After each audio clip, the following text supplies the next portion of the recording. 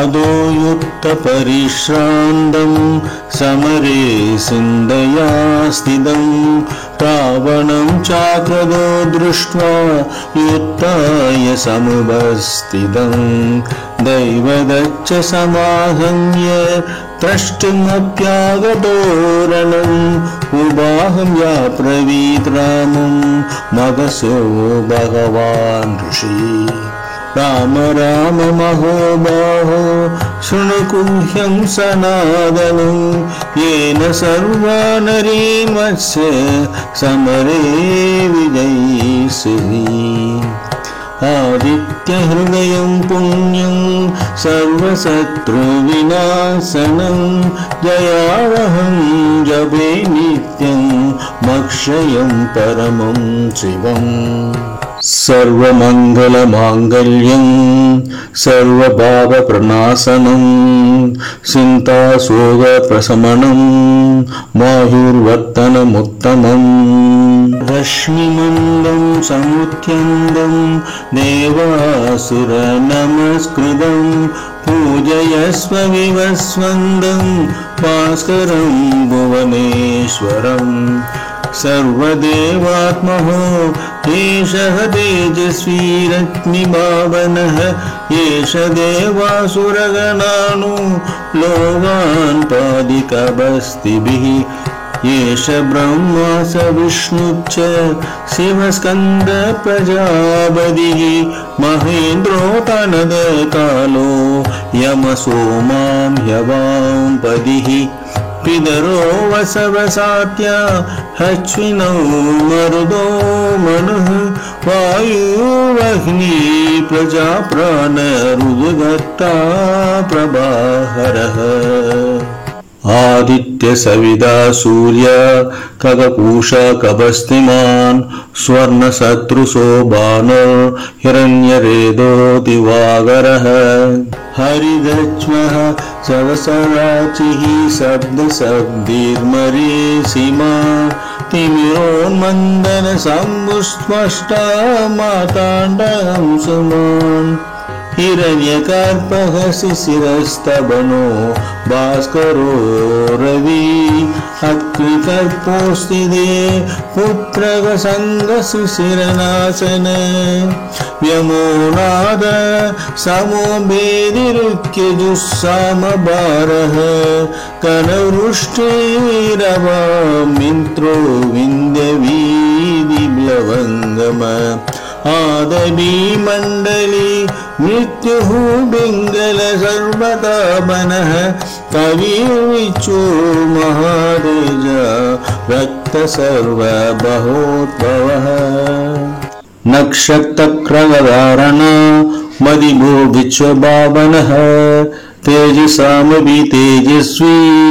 द्वादशात्मन्नमोऽस्तुते नमः पूर्वाय किरे पक्षिमायत्रिये नमः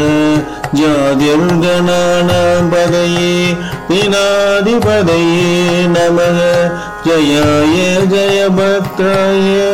हर्यक्ष्माय नमो नमः नमो नमः सहस्रांशो आदित्याय नमो नमः नमोग्राय वीराय सारंगाय नमो नमः नमः भस्मप्रबोधाय माताण्डाय नमो नमः ब्रह्मेशानाच्युतेशाय सूर्यायादित्यवचसे भास्वते सर्वभक्षाय रौद्राय विभुषे नमः तमोघ्नाय हिमघ्नाय शत्रुघ्नायामिदात्मने कृतघ्नाय देवाय ज्योतिषाम्पदये नमः दग्धसामी गर्भाय वह्ने विश्वकर्मणे नमः समोस्मेघ्नाय ऋषये लोकसाक्षिणे नाशयत्येष वैभूतं तदैव सृजति प्रभुः बायतेष तपतेष वर्षतेष कवस्तिभिः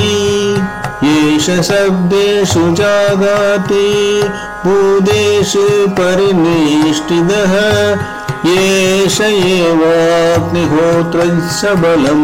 सैवाग्निहोत्रिणाम् वेदाच कृदुवैश्च क्रतूनां बलमेव च यानि कृत्यानि लोकेषु सर्वैषु रवि प्रभुः येन भावत्सु कृच्छ्रेषु गान्धारेषु भयेषु च कीर्तयन् पुरुषकच्छिन्नावसीदति राघव पूजयस्वैनमेवाग्रो देवदेवं जगत्पतिं एतत्त्रिगुणितं जप्त्वा युक्तेषु विजयी शशि अस्मिन् क्षणे महाबाहो रावणं तं वदिष्यसि एवमुक्त्वा तदा दस्यो जगाम च यदा गतम् एतच्छ्रुत्वा महातेजा नष्टशोगा भवत्तदा तारायामस सुप्रीतो राघव प्रियदात्मवान् आदित्यं प्रेक्ष्य जप्त्वा दूबरं हर्षमवाप्तवान् त्रिरासम्य सुषिपूर्वा तनुरादय वीर्यवान् रावणं प्रेक्ष्य हृष्टात्मा युद्धाय समुपागतं सर्वयत्नेन महदा वदे तस्य त्रुदोषभवधू अदरवी रवदन्निरीक्ष्य रामं मुदितमनोः परमं प्रहर्षमाणः निशिशरपदी समुक्ष्यं विदित्वा सुरगणमत्यगदो वचस्त्वरेति